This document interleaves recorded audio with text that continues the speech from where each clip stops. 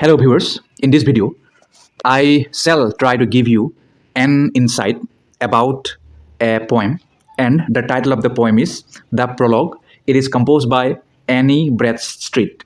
Annie Bradstreet, she was born on 20 March 1612 and died on 16 September 1672.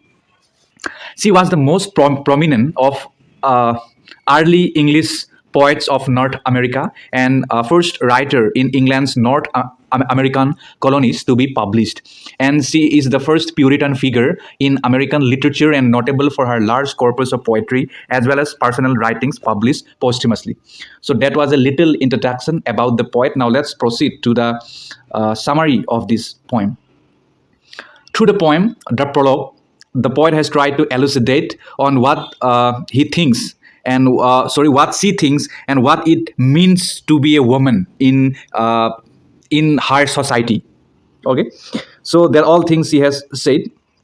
Uh, so this poem, it is also a satirical war against the patriarchal society of her own community. And she starts out by saying that she won't focus on the big subjects of history like kings or war or politics, since she is not up to the challenge. Rather, she promises to leave the big subjects to the pros or the men, since she feels like nature did not give a woman the brains or the chops to make great art. Then she shifts gears a little and starts to talk about the critics who she imagines would rather see her sewing than writing. She points out that the critics of patriarchal society, they will never appreciate women if they do something in the field of literature. Rather, they will try to discourage her. Rather, they will try to reject her any kind of literary output. Okay, so the central theme of the poem, it deals with the subjugation of women in the society led by Puritan male. And the poem, it also throws light on the theme of social discrimination and gender bias, the awful condition that women had to go through while being involved in the household chores and not getting recognition for their worldwide talent. It was not expected, but it is practiced. And the poem, it also deals with the theme of humility. The poet believes one should be humble in spite of the fact that she wrote such wonderful poetry. From the first stanza itself, she had been showing humbleness, and the characteristic feature, it also makes the poet even more appealing. Through the poem, Annie Bradstreet, she portrays her struggle as a woman poet to establish herself in a patriarchal world. This can be seen in the following lines. To sing of wars, of captains, and of kings, of cities founded, commonwealths begun, for my mean pen are two superior things. The poet starts the poem by saying she is not going to write about noble events, wars, captain, or kings, or matters of great significance because she considers herself not skillful enough. She goes on to say that poems of noble and significant matters will be written by the man, because men are always appreciated in the society. And she goes on to say when she reads the works of Bartus and such poets, she wishes to write like them and she feels jealous. However, on the other hand, she wants to use her skills to be satisfied with it and hence use it for writing. And let's try to find out what she says in the subsequent stanza of the poem.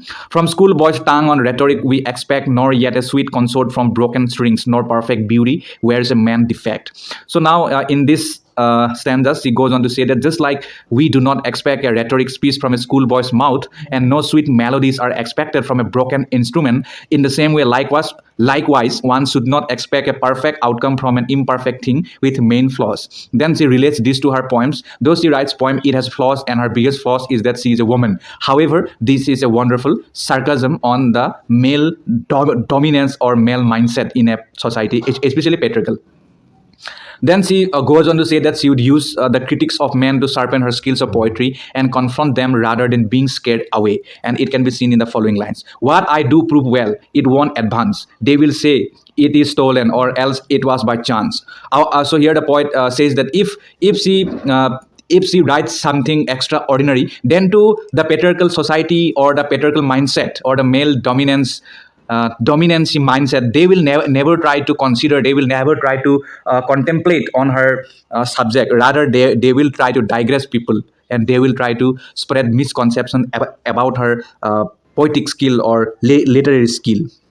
So then the poet says that she had praised the muses, goddess of poetry and Greeks. However, in the end of the poem, she begins to say that though she is ready to accept that male are really skillful in poetry, they can hold the upper position, but women should not be neglected, and rather than subjugating them, they should be given credits too. So at last, the poet is here saying that women are also capable of writing good poetry, and they are also capable of writing efficient literary works, but they are never motivated, they are never appreciated or admired by the society or the critics. That's why they are always behind the bars, and if they are given the due credit, then they will also prosper in the literary field. So in that way it ends. I hope it will help you, but it was just a brief analysis or the summary, but please read the text, have your own opinion.